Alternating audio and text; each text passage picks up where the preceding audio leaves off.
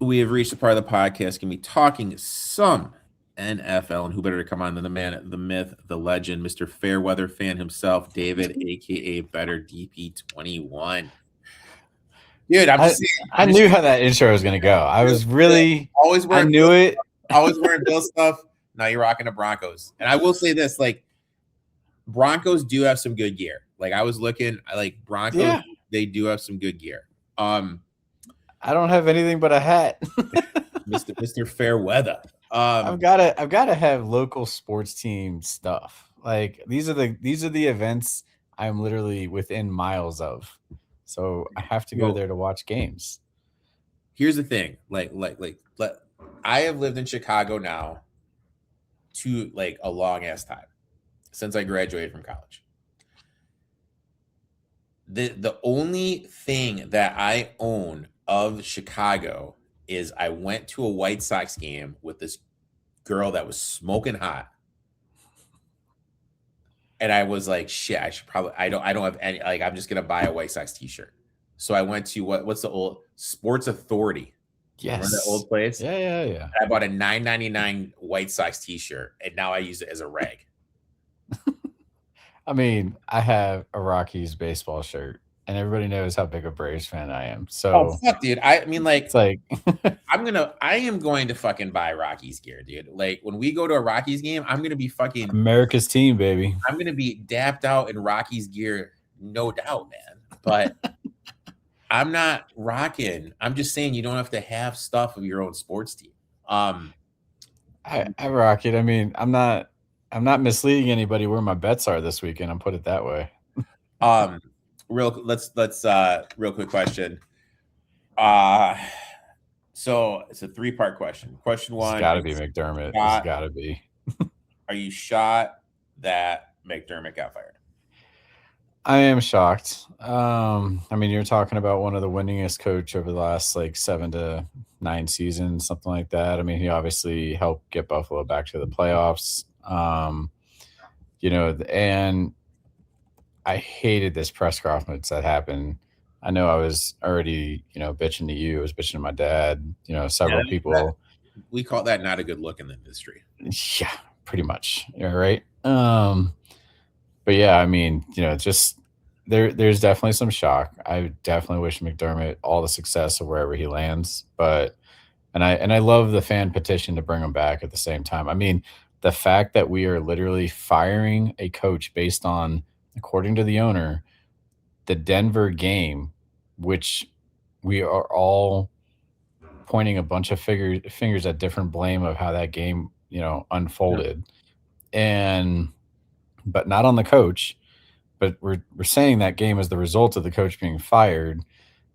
I mean, it doesn't make any sense, right? But then in the meantime, they're willing to take the coach who has one of the most winning records in all of football in the last, like I said, 7 to 10 years or whatever it is, and interview a high school coach in our boy Phillip Rivers today. That's what I was going to ask you. What do you think? Are you kidding me? What do you think about Rivers? And you're interviewing Mike McDaniel. It doesn't make any sense. It doesn't make any sense. It makes no sense. I'm gonna say this to you, and I hope this doesn't ruin our friendship. The Bills were the Jets before Sean McDermott. Okay.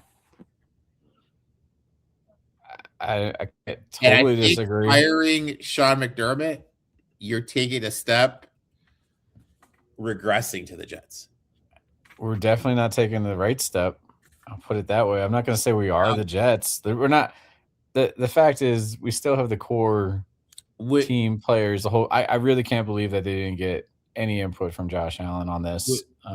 That's what I'm saying. Would you feel better about it if they fired him and then immediately came out, the owner, GM, whoever was like, hey, we talked to Josh Allen.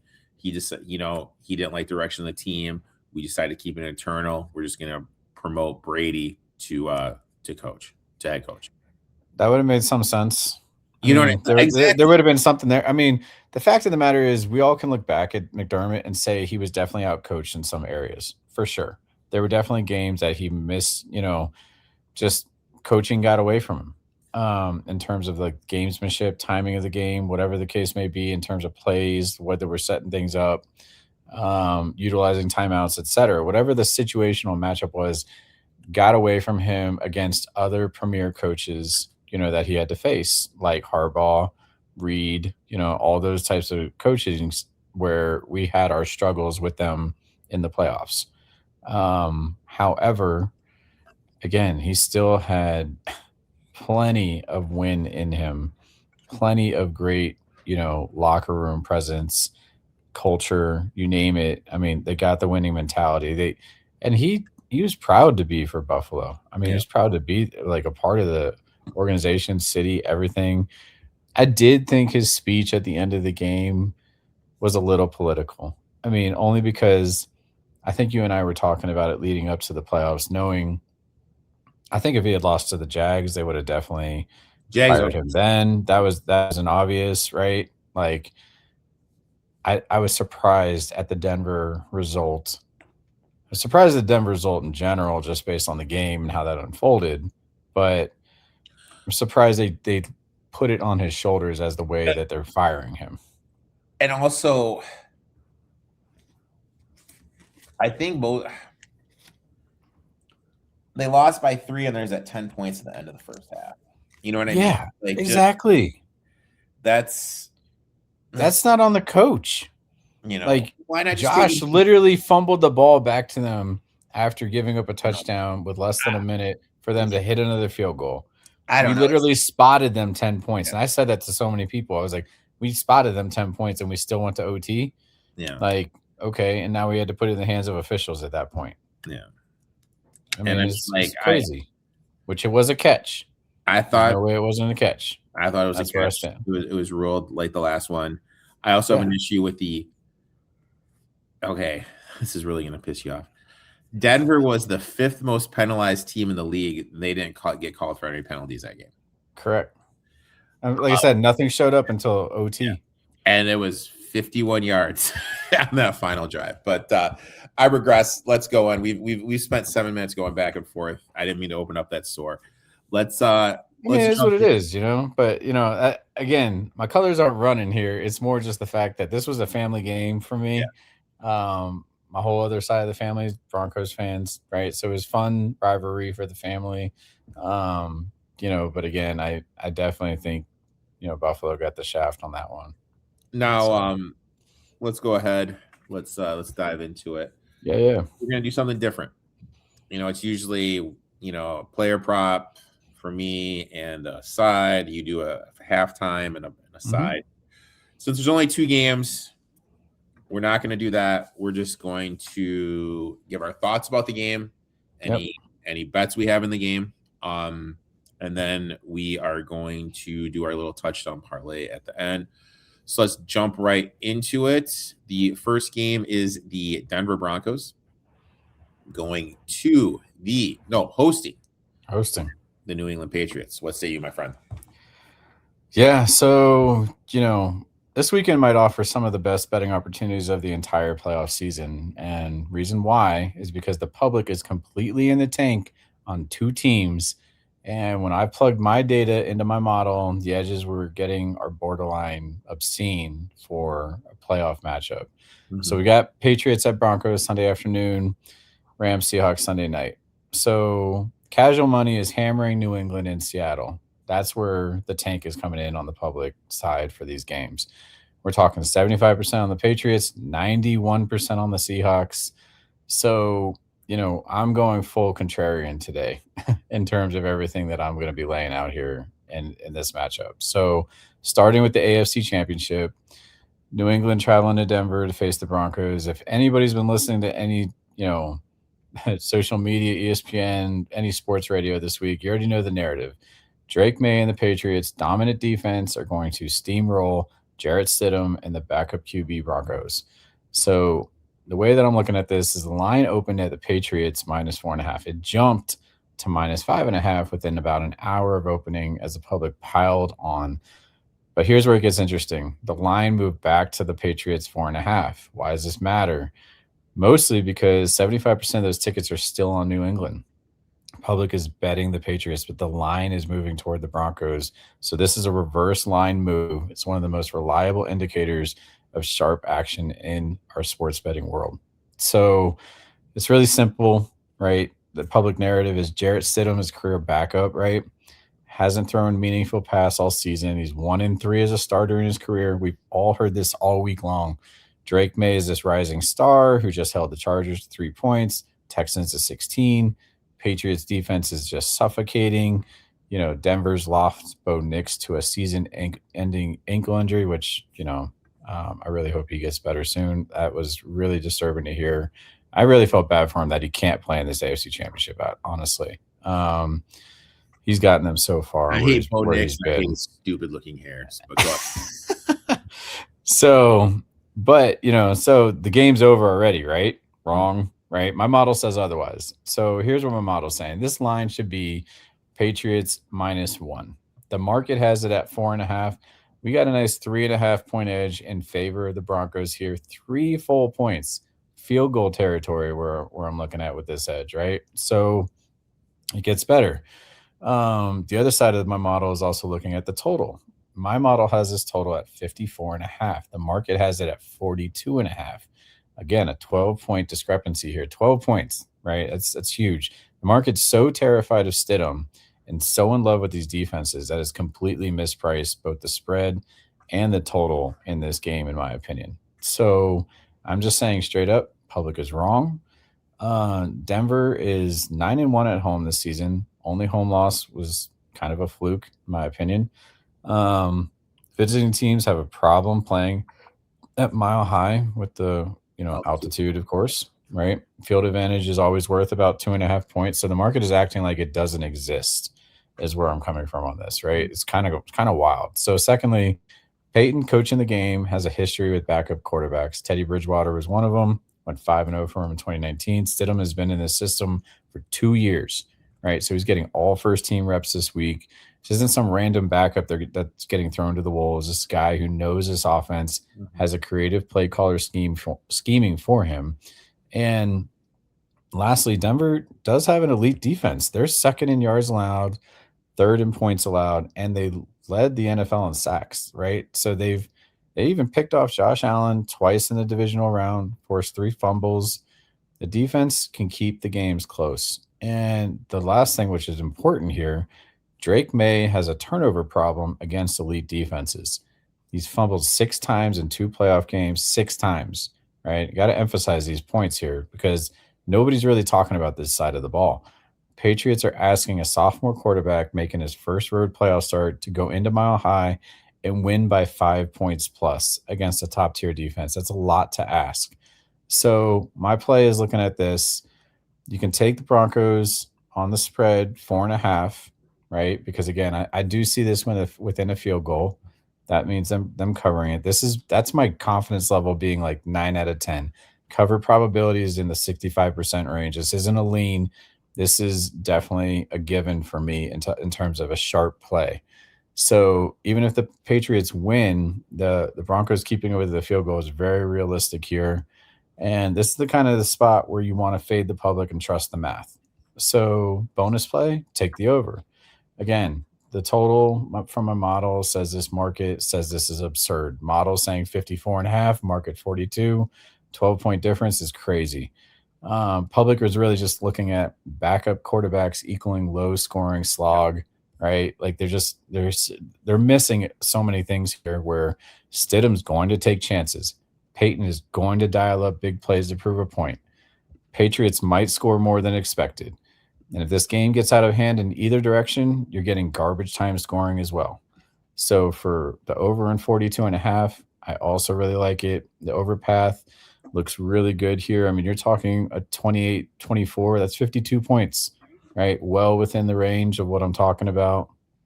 My sprinkle play is obviously the Broncos money line, sitting at plus 195, almost a 2-1, advantage here for a dog home number 1 seed, 3-point model edge, outright win probability is somewhere just below 50%. Fair odds for that should be more close to 125, and you're getting plus 195.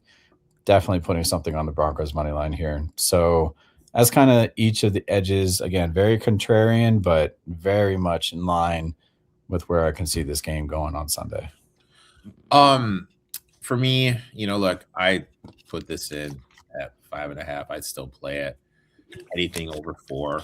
Home teams in the playoffs, when the line is over 4, 5-0 ATS. It's just kind of a circle that we're going to see the line this big.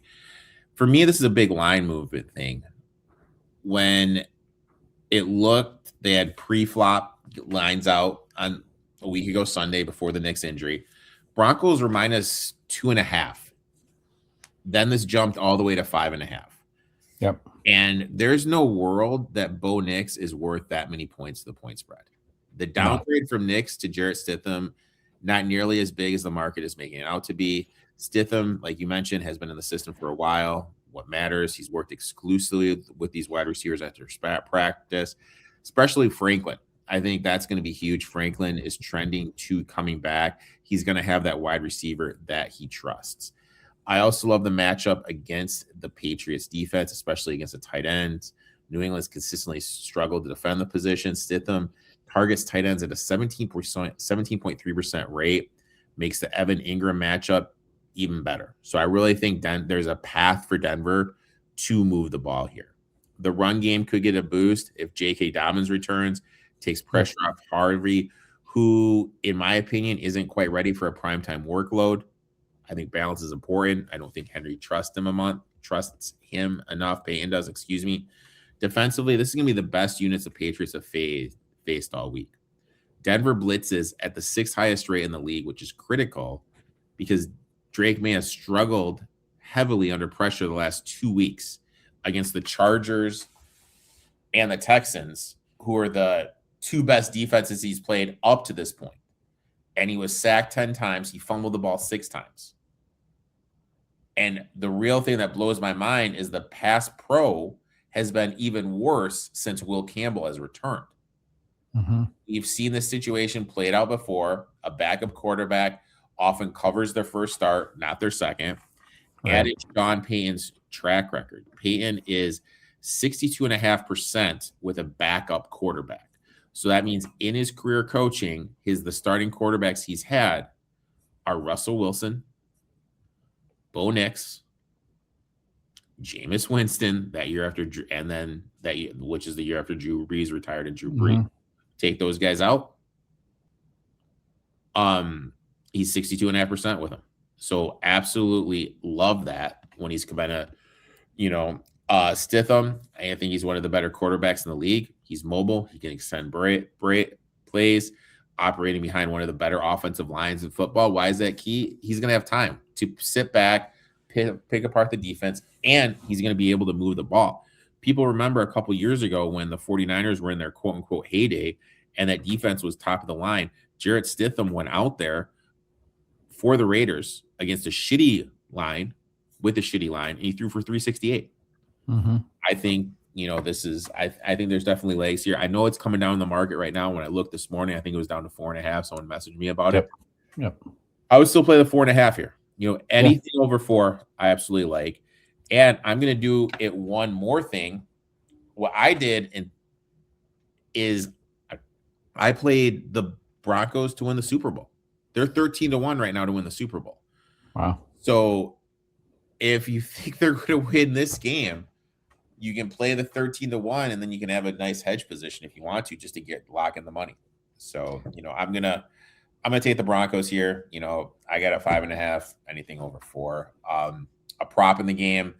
I mentioned like Evan Ingram. I mentioned this Tuesday on my show. I'm not going to read off all the stats. Needless to say, I couldn't sleep Monday night, so I did an extensive deep dive on Jarrett Stidham, his history targeting the tight end position, and he targeted it quite well. So nice. I like that. And also Hunter Henry here. It's the way to take the Broncos defense is with the tight end. But let's go ahead and shift our attention over to Seattle, hosting the Los Angeles Rams. And are we going to have a disagreement here, man? Where's your head at? I mean, I'm staying contrarian, so maybe. Yeah, so let's talk a little NFC Championship, right? Line is Seahawks -2.5. It opened there, barely moved, right? Public is obliterating this game. 91% of the spread bets are on Seattle. 91%. Why? Because the Seahawks just demolished a terrible 49ers team, 41-6, because they have the number one scoring defense in the NFL, because Sam Darnold is a feel good story of the year, maybe. Because they're at home in front of the 12s. I don't know. Once again, public is wrong for me, right? So my model has this game at Rams -0.5. So Rams should be a slight favorite according to my model. Market obviously has the Seahawks favored by 2.5. Getting under the 3-point edge here in favor of the Rams. On the total, the model says 48, market says 47, so slight over lean. Real value here is on the side in this game, my opinion. So why is this market wrong? Let's break it down, right? So, the Seahawks winning over the 49ers looks impressive until you kind of realize the 49ers were a broken team, right? Kittle tore his Achilles. That team quit. You look at that performance to a matchup against the Rams, number one scoring offense in the NFL. It's a massive mistake here. The Rams are averaging 30.5 points a game. They have Matthew Stafford, who has a Super Bowl ring, has seen every defense look imaginable. They have Sean McVay. They have one of the best offensive minds in football. They've won 3 straight road playoff games. Now, the key point, these teams have played twice this season. They're split, with the home team winning both times. So, again, this is going to come down to a lot of combination points here in terms of where the market is actually giving Seattle 2.5 because of recency bias, right? They have a lot of recency bias in terms of how this team is showing up. So Sam Darnold also has an injury, a oblique injury, right? So he's been limited in practice all week. I'm not going to downplay that as much as probably the coaching staff is saying he's getting better, but it's limited his throwing, right? Oblique injury is going to affect his mobility. It's going to affect ability to drive the ball down the field, affect ability to escape some pressure. Public's ignoring this. My model is not, my play here is looking at definitely the Rams money line, right? Again, anything that I have, anytime it's under, pretty much a touchdown or less in terms of a spread, I've said it all season, this is a money line sport disguised as a spread sport all day long. So, taking the Rams money line plus 120, around that range, you'll find on most books, right? So, I'm implying fair odds of around -105 to -110. Essentially, that's a pick 'em. You're getting plus 120. That's a 52% win probability being paid out at plus 120 odds. So, it's one of the best money line values you're going to see during the playoffs, next to the Broncos, of course, that I mentioned earlier. And the Rams have a very, very good chance of winning this game outright, not just a 2.5 point spread. Anything like that, you're looking at a coin flip. And, I just look at this from a lot of ways of, contrarian, but 91%. I mean, anytime I see something of that public narrative dominance, the exposure that's on the sports book right there, it's going to create so much inefficiency. And that's where we're going to live on the other side with the book against the public. So that is exactly how I'm looking at this one. Going contrarian, going, Rams money line on this one. Looks like we're going head to head, my man, because I'm a 91 percenter. I'm taking the Seattle Seahawks -2.5. Now, Rams outplayed them that Thursday night game they just played, nearly put up 600 numbers, but Seattle lost. Seattle came back, won with a 2-point conversion. They were banged up that game. They lost their left tackle, 2 cornerbacks, and a safety. I really think that contributed with how much the Rams were able to move the ball. For me, another thing is the travel spot for the Rams. The Rams are playing their 3rd straight road game, their 5th road game in 6 weeks. On top of that, they're coming off an overtime game that ended late Sunday night. Now they have to travel to face a team in Seattle that is well rusted, and a lot of the guys didn't even play the fourth quarter.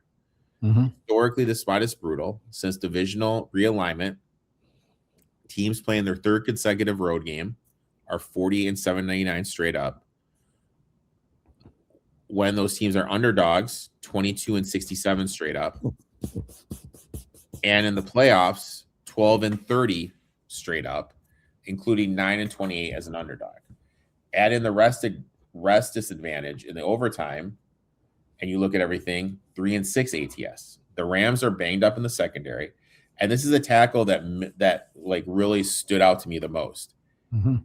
They missed 20 tackles against the Bears last week, which is a massive red flag, especially if Kenneth Walker is able to get to the outside against these backup DBs that has showed us against DeAndre Swift and Kyle Monangai, they struggle to tackle. From a matchup standpoint, Stafford struggles against pressure up the middle, and that's the one spot where Seattle is good generating pressure up the middle. Stafford's finger that got banged up still in the Panthers game, still gave him some issue in the Bears game. I was reading today that his back is acting up a little bit. I also think Seattle has a significant advantage in the special teams, which matter in a tight spread like this. And for me, when you stack together the rest advantage, the travel, the missed tackles, the pressure matchup, and just the historical trends, I just kind of think it's too good to pass up and not take Seattle right here. And for me, like, the Rams special teams have been bad all year. Seattle's one of the better special teams unit. And a game which is going to point flip, you know, I'll take that. Well, ever since they got Shaheed, they definitely have that advantage there. I'm going to take Seattle here. Maybe you and I can have a nice little. Well, so here's my thoughts on everything I just mentioned, right? So I'm not here to tell anybody that the Patriots and Seahawks can't win, right? They absolutely can. They might even cover in both instances, but that's not the point of what I'm driving here. The point is, at these numbers, we have value on the other side. We have model edges of 3 points for both these games. We have reverse line moves.